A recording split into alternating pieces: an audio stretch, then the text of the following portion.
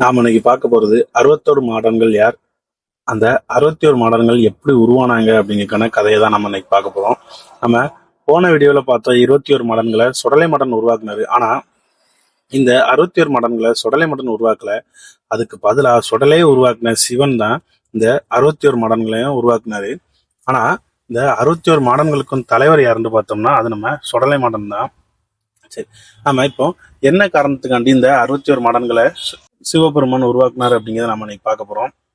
அதாவது எப்போதும் சிவபெருமான் எதுக்காண்டி ஒவ்வொரு அவதாரங்களை உருவாக்குவாரு அப்படின்னு பார்த்தோம்னா, ஏதாவது ஒரு அவரோட திருவிளையாடலா இருக்கும், இல்லைன்னா உலகத்துல எதுவும் அரக்கர்கள் தொல்லைகள் அதிகமாகும் போதுதான் சிவபெருமான் ஏதாவது ஒரு அவதாரங்கள் எடுப்பாரு. அதாவது ஒன்னே சிவபெருமான் அவதாரம் எடுப்பாரு, இல்ல பார்வதி ஏதாவது ஒரு அவதாரம் எடுப்பாங்க, இல்ல இவங்களை தவிர்த்துனா விஷ்ணு பிரம்மன் அந்த மாதிரி தெய்வங்கள் ஒரு அவதாரங்கள் எடுத்து அந்த அழிவுல இருந்து புலகத்தை காட்டு திரும்ப மக்களை அமைதியான வாழ்க்கை வாழ வைக்கிறதுக்கு பார்ப்பாங்க. ஆனா நம்ம இந்த முறை இவங்கள யாருமே அவதாரங்கள் எடுக்கல. ஆனா நம்ம சுடலை மாடன் தான் இந்த 61 மாடன்களை அவதாரம் எடுத்திருக்காரு. இந்த தெய்வங்கள்லாம் எடுக்காம சுடலை மாடன் எதுக்காண்டி இந்த 61 மாடன்கள் அவதாரம் எடுத்தாரு, எந்த மாதிரி புலகத்துல அப்போ பிரச்சனை இருந்தது அப்படிங்கிறத நாம இன்னைக்கு பார்க்க போறோம். பொதுவா சுடலை மாடன் அப்படின்னாலே மாந்திரிய சக்திகளை கட்டுப்படுத்த வரும், அதே மாதிரி துஷ்ட சக்திகளை அழிக்கிறதுக்கும் பில்லி சுனி ஏவல் இந்த மாதிரி பிரச்சனைகளை சரி பண்ணக்கூடியதுதான் சுடலை மாடன். அந்த மாதிரி சுடலை மாடன்களை ஏன் 61 மாடன்களா உயிர்ப்பித்தாரு அப்படிங்கிறதுக்கான காரணத்தை நாம இப்ப பார்ப்போம். அதாவது பூலோகத்துல அரக்கர்களை வச்சு எந்த ஒரு பிரச்சனையும் வராத பட்சத்துல பூலோகத்துல வாழ்கிற மக்களால தான் அந்த பூலோகத்துல ஒரு பிரச்சனை ஆரம்பிச்சது. அது என்ன பிரச்சனை அப்படின்னு பார்த்தோம்னா, பூலோகத்துல உள்ள ஒரு சில மக்கள் தங்களோட தொழில்களை விட்டுட்டு மாந்திரிகம் அப்படிங்கிறத ஒண்ணு கத்துக்கிட்டு பூலோகத்துல இருக்க மத்த மக்களுக்கு அந்த மாந்திரிகம் மூலமா பில்லி சுனி ஏவல் இந்த மாதிரி ஒரு சில சக்திகளை அனுப்பி மக்களோட வாழ்க்கையை பாதிக்க செஞ்சாங்க. அதுக்கடுத்த அந்த மாந்திரிய சக்தி கொண்டு ஒரு சில தெய்வங்கள், சிறு தெய்வங்கள், பெரு தெய்வங்கள் இந்த மாதிரி தெய்வங்களை தன்னோட கட்டுக்குள்ள கொண்டு வரத மாதிரி கொண்டு வந்துட்டு இருந்தாங்க. இதனால பூலோகம் முழுக்க மாந்திரிய சக்தியோட ஆதிக்கங்கள் அதிகமாக ஆரம்பிச்சுட்டு, அதனால இதெல்லாம் மக்கள் பார்க்க பார்க்க தெய்வத்தின் மீதான நம்பிக்கைகள் குறைய ஆரம்பிச்சு மாந்திரிய சக்திகள் மேல உள்ள பயங்கள் அதிகமாக வச்சுட்டு, அடுத்ததா மாந்திரிய சக்தியில இந்த மாதிரி மக்களுக்கு பில்லி சுனியல் வைக்கிறத தவிர்த்து இந்த துர்மரணங்கள் இறந்த ஆவிகளை ஏவி அதை மக்களை துன்புறுத்த வச்சாங்க.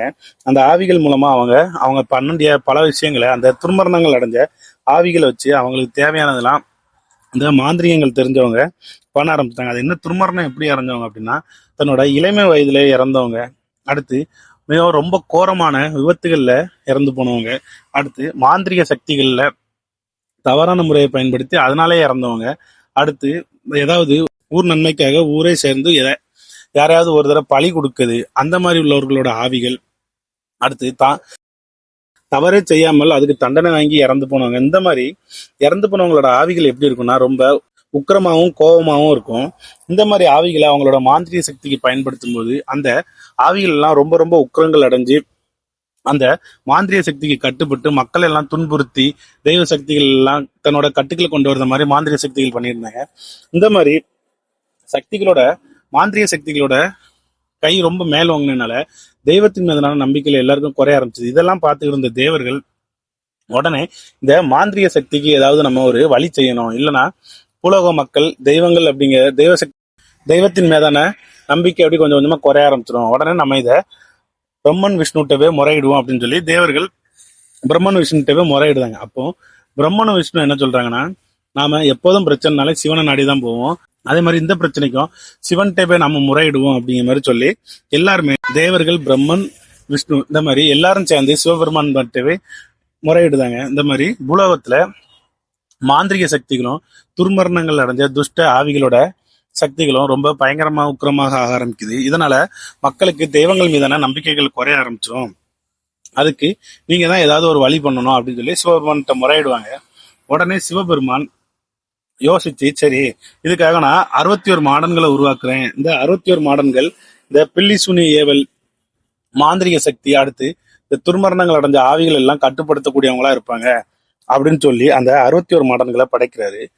அந்த 61 மாடன்கள் யாரெல்லாம் அப்படிங்கிறத நம்ம இப்போ பார்க்க போறோம்.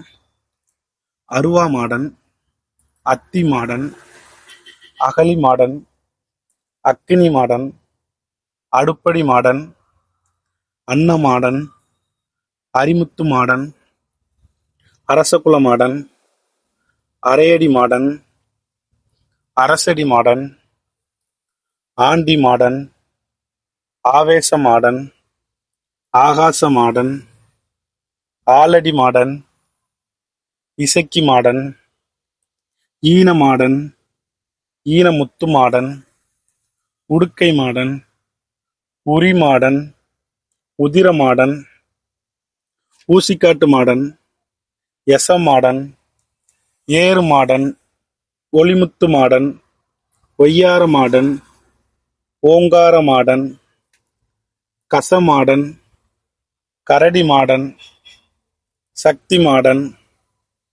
சிவமாடன், பன்றி மாடன், பரன் மாடன், படித்துறை மாடன், தேரடி மாடன், குளக்கரை மாடன், கிணத்தடி மாடன், வேம்படி மாடன், பனையடி மாடன், மடையடி மாடன், கரையடி மாடன், செக்கடி மாடன், தெப்பகுளத்து மாடன், வயக்கரை மாடன், வாழை மரத்தடி மாடன், சுடுகாட்டு மாடன், நல்ல மாடன், நடுகாட்டு மாடன், வண்டி மாடன், முச்சந்தி மாடன், சந்தையடி மாடன், வண்ணார மாடன், வெள்ளாவி மாடன், அணைக்கரை மாடன், சப்பானி மாடன், கொம்பு மாடன், கொடிமரத்து மாடன், தூசிமுத்து மாடன்,